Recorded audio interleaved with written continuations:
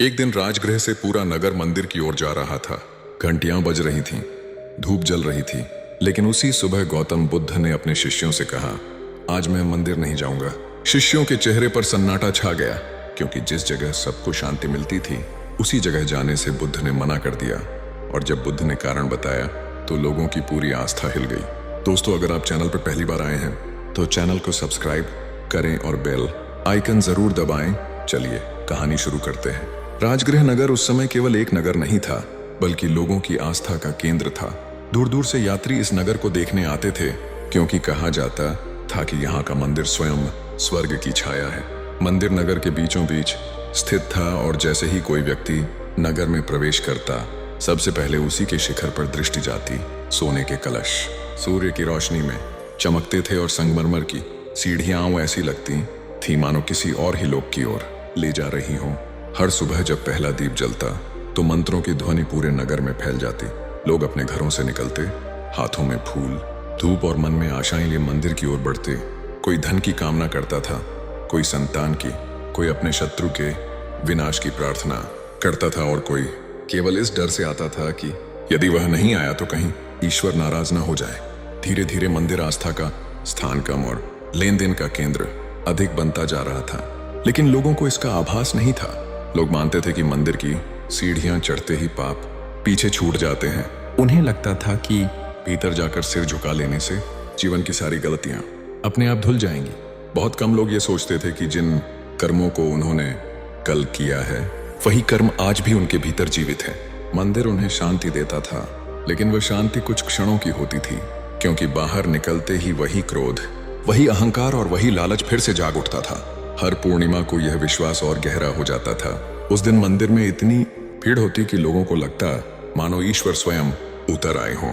उसी दिन बुद्ध को भी आमंत्रण भेजा जाता था, क्योंकि लोगों का मानना था कि यदि बुद्ध मंदिर आएंगे तो उनकी उपस्थिति से पूजा पूर्ण हो जाएगी। लेकिन इस पूर्णिमा का दिन अलग था, क्योंकि आज बुद्ध ने वह किया जिसकी किसी ने कल्पना नहीं की थी।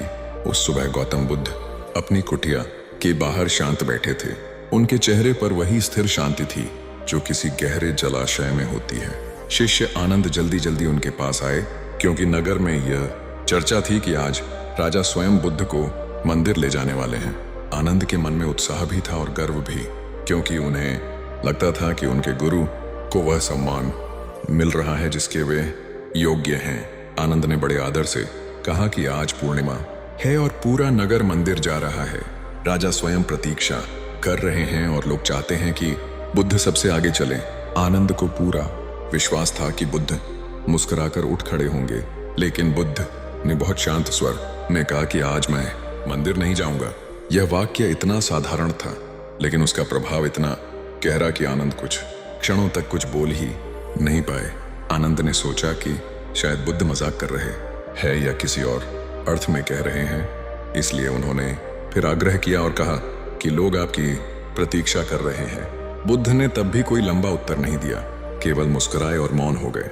यह मौन किसी असमंजस का नहीं था, बल्कि उस व्यक्ति का मौन था जो सत्य को स्पष्ट देख रहा हो। आनंद के मन में कई प्रश्न उठने लगे।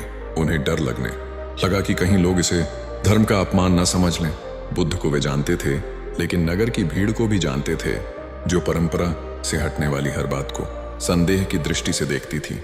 बुद्ध ने आनंद के मन की स्थिति को समझते हुए केवल इतना कहा कि आज वे वहां नहीं जा सकते जहां लोग बाहर से झुकते हैं, लेकिन भीतर से नहीं। बुद्ध के मंदिर न जाने की बात धीरे धीरे शिष्यों और नगर के लोगों तक पहुंचने लगी। जैसे जैसे यह समाचार फैला, वैसे वैसे बेचैनी बढ़ती गई। शिष्य आपस में फुसफुसाने लगे कि आज बुद्ध ऐसा क्यों कर रहे हैं। कुछ को लगा कि शायद मंदिर में कुछ अशुद्ध हो गया है, कुछ ने इसे किसी आने वाले संकट का संकेत मान लिया, और कुछ को डर लगने लगा कि कहीं बुद्ध की यह बात लोगों को धर्म से दूर न कर दे। मंदिर की ओर जाने वाली सड़कों पर यह चर्चा चल रही थी कि यदि बुद्ध मंदिर नहीं गए तो क्या पूजा अधूरी मानी जाएगी। लोगों की आस्था इतनी बाहरी रूपों से जुड़ चुकी थी कि वे यह सोच ही नहीं पा रहे थे कि धर्म का संबंध किसी एक स्थान से नहीं, बल्कि मन की स्थिति से होता है। शिष्य इस दुविधा में थे कि वे बुद्ध का अनुसरण करें या परंपरा का। आखिरकार राजा स्वयं बुद्ध के पास पहुंचे। उनके चेहरे पर सम्मान भी था और चिंता भी। उन्होंने हाथ जोड़कर पूछा कि यदि बुद्ध मंदिर नहीं जाएंगे तो जनता क्या सोचेगी और उन्हें क्या मार्गदर्शन मिलेगा। यह प्रश्न केवल एक राजा का नहीं था, बल्कि पूरे समाज का प्रश्न था, जो वर्षों से यही मानता आया था कि मंदिर ही धर्म का केंद्र है। बुद्ध ने राजा की ओर देखा और उनके प्रश्न को सुना, लेकिन तुरंत उत्तर नहीं दिया। उन्होंने पहले उस मौन को बोलने दिया जो शब्दों से अधिक गहरा होता है। यह वही क्षण था जहां से यह कहानी केवल मंदिर और बुद्ध की नहीं, बल्कि मनुष्य और उसके भ्रम की कहानी बनने वाली थी। राजा बुद्ध के सामने बैठे थे, लेकिन यह बैठना किसी सिंहासन के सामने बैठना नहीं था, बल्कि किसी ऐसे सत्य के सामने बैठना था जो भीतर तक देखने की क्षमता रखता हो। राजा के मन में वर्षों से जमी हुई परंपराएं थीं, राज्य की मर्यादाएं थीं और जनता की अपेक्षाएं थीं। इसलिए उनका प्रश्न केवल एक व्यक्ति का प्रश्न नहीं था, बल्कि पूरे समाज का प्रश्न था। उन्होंने बहुत आदर से कहा कि यदि बुद्ध मंदिर नहीं जाएंगे तो लोग क्या सोचेंगे, क्योंकि जनता तो बुद्ध को देखकर ही धर्म का मार्ग समझती है।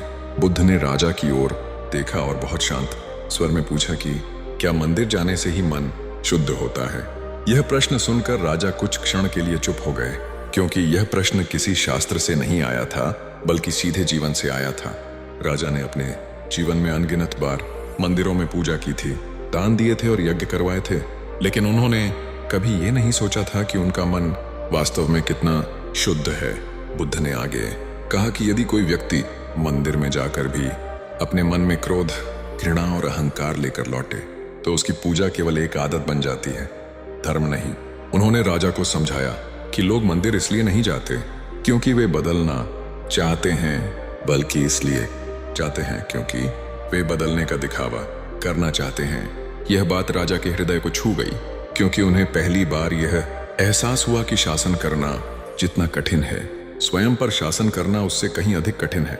राजा ने धीरे से सिर झुकाया, क्योंकि उन्हें समझ आ गया था कि बुद्ध मंदिर का विरोध नहीं कर रहे हैं, बल्कि उस भ्रम का विरोध कर रहे हैं जिसमें मनुष्य ये मान लेता है कि बाहरी कर्म उसके भीतर की जिम्मेदारी को समाप्त कर देंगे। यह क्षण राजा के लिए केवल एक संवाद नहीं था, बल्कि आत्मनिरीक्षण का आरंभ था।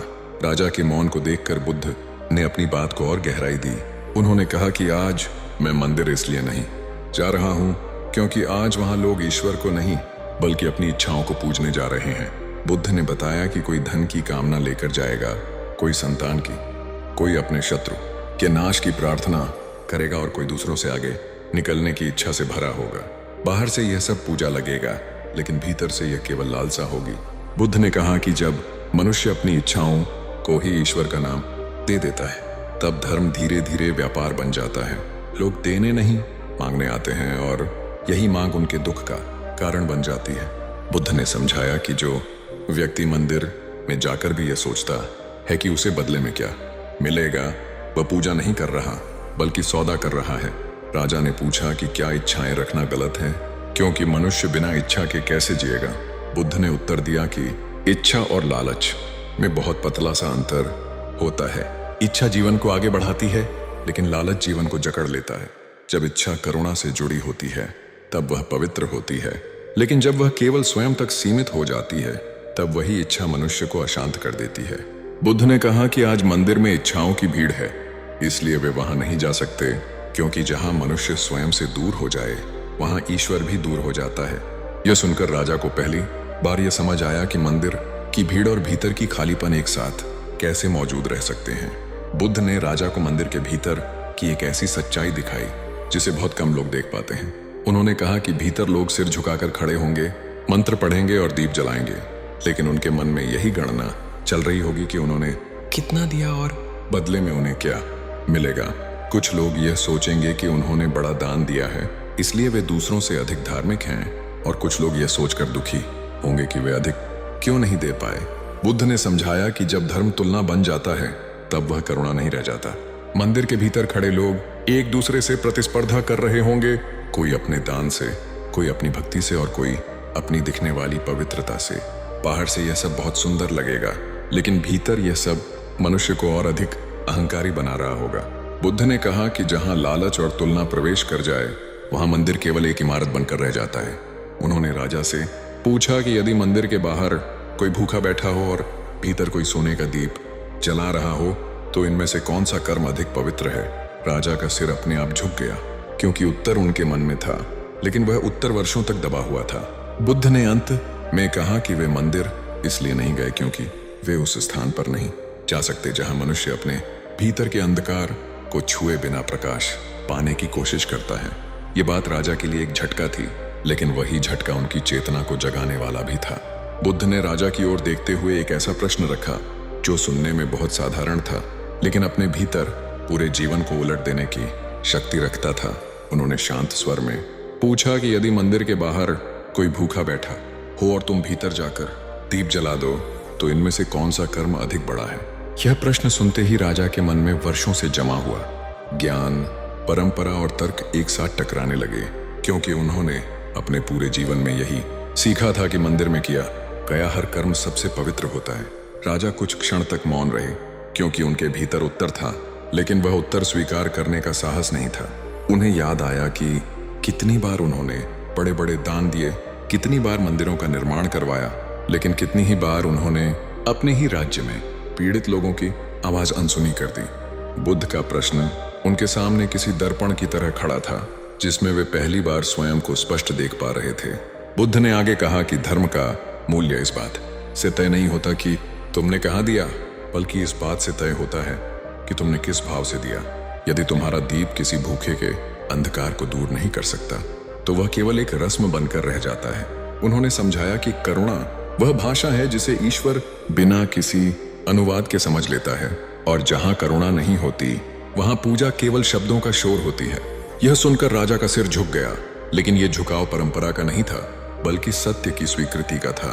पहली बार उन्हें यह अनुभव हुआ कि बुद्ध मंदिर न जाकर भी उन्हें धर्म का सबसे बड़ा पाठ पढ़ा रहे हैं, क्योंकि वे उन्हें बाहरी आडंबर से निकालकर भीतर की जिम्मेदारी की ओर ले जा रहे थे।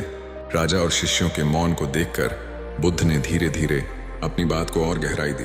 उन्होंने कहा कि सच्चा मंदिर कोई स्थान नहीं होता, बल्कि वह अवस्था होती है जहां मनुष्य का हृदय करुणा से भर जाता है। बुद्ध ने बताया कि जिस हृदय में दूसरों के दुख को महसूस करने की क्षमता होती है, वही उनका मंदिर है, क्योंकि वहां अहंकार टिक नहीं पाता, और जहां अहंकार गिरता है वहीं चेतना जागती है। बुद्ध ने समझाया कि लोग मंदिरों में इसलिए शांति खोजते हैं क्योंकि वे अपने भीतर की अशांति से भागना चाहते हैं। उन्हें लगता है कि किसी पवित्र स्थान पर जाकर उनका मन अपने आप शांत हो जाएगा, लेकिन वे यह नहीं समझते कि अशांति उनके साथ साथ चलती है। बुद्ध ने कहा कि जब तक मनुष्य अपने भीतर के क्रोध, भय और लालच को नहीं देखता, तब तक कोई भी स्थान उसे शांति नहीं दे सकता। उन्होंने यह भी कहा कि यदि कोई व्यक्ति मंदिर से निकलकर भी वही व्यवहार करता है जो पहले करता था, तो उसकी पूजा अधूरी है। सच्ची पूजा तब शुरू होती है जब मनुष्य दूसरों के साथ अपने व्यवहार को बदलता है। बुद्ध ने स्पष्ट किया कि धर्म का उद्देश्य ईश्वर को प्रसन्न करना नहीं, बल्कि मनुष्य को जागृत करना है, क्योंकि जागा हुआ मनुष्य ही किसी भी स्थान को पवित्र बना सकता है। यह सुनकर शिष्यों को भी पहली बार यह समझ आया कि वे वर्षों से बुद्ध के साथ रहते हुए भी शायद धर्म को एक अभ्यास की तरह देख रहे थे, जीवन की तरह नहीं। बुद्ध का यह कथन उनके भीतर धीरे धीरे उतर रहा था और उन्हें अपने ही आचरण पर प्रश्न करने के लिए मजबूर कर रहा था। उसी समय मंदिर के द्वार के पास एक गरीब बालक बैठा रो रहा था। उसकी आंखों में भूख थी, उसके चेहरे पर थकान थी, और उसके कपड़े इतने फटे हुए थे कि वे उसकी गरीबी को छुपा नहीं पा रहे थे। पुजारी ने उसे डांटकर वहां से हटा दिया था, क्योंकि पूजा के समय अशुद्ध माने जाने वाले लोगों की उपस्थिति मंदिर की शोभा को बिगाड़ती थी। बालक चुपचाप एक ओर बैठ गया और उसके आंसू धूल में गिरते रहे। बुद्ध यह सब देख रहे थे। वे धीरे धीरे उस बालक के पास गए और उसके सामने बैठ गए। यह दृश्य देखकर लोग चौंक गए, क्योंकि उन्होंने कभी किसी को बुद्ध को इस तरह एक साधारण बच्चे के सामने बैठते नहीं देखा था। बुद्ध ने उससे उसका नाम पूछा, उसके सिर पर हाथ रखा और अपने पात्र से भोजन निकालकर उसे दिया। उस क्षण बालक की आंखों में जो शांति आई, वह किसी मंत्र या पूजा से नहीं आई थी, बल्कि किसी इंसान की उपस्थिति से आई थी। बुद्ध ने वहां खड़े लोगों से कहा कि यही उनका मंदिर है, जहां किसी भूखे को भोजन मिले और किसी दुखी को सहारा। उन्होंने कहा कि यदि मंदिर के भीतर पूजा चल रही हो और बाहर कोई रो रहा हो, तो पूजा को रोककर उस रोते हुए को सुनना ही सबसे बड़ा धर्म है। ये बात लोगों के हृदय को गहराई से छू गई, क्योंकि उन्होंने पहली बार देखा कि धर्म कैसा दिखता है जब वह केवल शब्द नहीं बल्कि कर्म बन जाता है। लोगों को समझ में आने लगा कि बुद्ध मंदिर में नहीं गए क्योंकि वे पहले से ही उस स्थान पर खड़े थे जहां सच्चा मंदिर जीवित था।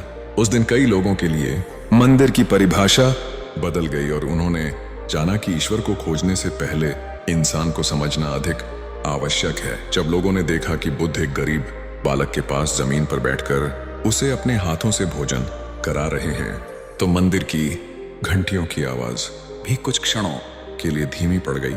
यह दृश्य ऐसा था जिसे देखकर किसी को भी यह समझ में आ सकता था कि धर्म केवल शब्दों और रस्मों में नहीं बल्कि मनुष्य के व्यवहार में जीवित रहता है। जिन लोगों ने अभी अभी मंदिर की सीढ़ियां चढ़ी थीं, वे ठिठक कर रुक गए, क्योंकि पहली बार उन्हें यह एहसास हो रहा था कि शायद वे जिस शांति की तलाश में भीतर जा रहे थे, वह शांति बाहर ही खड़ी थी। राजा यह सब दूर से देख रहे थे और उनके भीतर कुछ टूट रहा था। वर्षों से उन्होंने धर्म को व्यवस्था और परंपरा के रूप में देखा था, लेकिन आज पहली बार उन्होंने धर्म को करुणा के रूप में सजीव होते हुए देखा। उनकी आंखें भर आईं, क्योंकि उन्हें समझ में आ गया कि बुद्ध ने मंदिर न जाकर भी लोगों को मंदिर का वास्तविक अर्थ समझा दिया है। उन्होंने देखा कि जिन हाथों में अभी फूल और धूप थे, वे हाथ अब उस बालक के सिर पर रखे हुए थे, और यही परिवर्तन बुद्ध का उद्देश्य था। लोग धीरे धीरे बुद्ध के पास इकट्ठा होने लगे, लेकिन इस बार वे उनसे कुछ मांगने नहीं आए थे बल्कि कुछ समझने आए थे। किसी ने नहीं पूछा कि हमें क्या मिलेगा, बल्कि सबके मन में एक ही प्रश्न था कि हम अब कैसे जिए। बुद्ध ने लोगों की आंखों में यह बदलाव देखा और उन्हें समझ में आ गया कि आज मंदिर की दीवारों से बाहर धर्म ने पहली बार सांस ली है। शिष्यों ने साहस करके बुद्ध से पूछा कि क्या वे कभी मंदिर नहीं जाएंगे, क्योंकि उनके मन में यह डर था कि कहीं लोग यह ना समझ लें कि बुद्ध मंदिरों के विरोधी हैं। बुद्ध ने बहुत शांति से उत्तर दिया कि वे मंदिर के विरोधी नहीं हैं, बल्कि उस सोच के विरोधी हैं जिसमें मनुष्य यह मान लेता है कि धर्म कहीं बाहर है और जीवन कहीं और। उन्होंने कहा कि जिस दिन मंदिर इंसान को इंसान से जोड़ देगा, उस दिन वे वहां अवश्य जाएंगे। बुद्ध ने कहा कि समस्या मंदिर में नहीं बल्कि उस मन में है जो मंदिर जाकर भी नहीं बदलता। उन्होंने स्पष्ट किया कि जब तक मनुष्य पूजा को अपने अहंकार का साधन बनाए रखेगा, तब तक धर्म केवल एक अभिनय बनकर रह जाएगा। लेकिन जिस दिन पूजा करुणा में बदल जाएगी, उस दिन हर घर, हर रास्ता और हर हृदय मंदिर बन जाएगा। यह सुनकर लोगों को यह एहसास हुआ कि बुद्ध मंदिर इसलिए नहीं गए क्योंकि वे लोगों को धर्म से दूर नहीं बल्कि धर्म के और करीब लाना चाहते थे।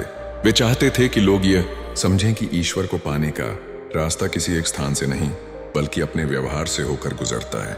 यही वह क्षण था जब लोगों की आस्था हिली नहीं बल्कि साफ हुई, क्योंकि भ्रम टूटने के बाद ही सत्य दिखाई देता है। सूर्य धीरे धीरे अस्त होने लगा था और मंदिर की छाया लंबी होती जा रही थी, लेकिन लोगों के भीतर एक नई रोशनी जल चुकी थी।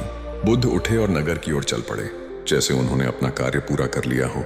किसी ने उन्हें रोका नहीं, क्योंकि अब सभी समझ चुके थे कि बुद्ध जहां चलते हैं वही मार्ग पवित्र हो जाता है। बुद्ध ने जाते जाते कहा कि जब तक तुम ईश्वर को दीवारों में खोजते रहोगे, तब तक तुम स्वयं से दूर रहोगे।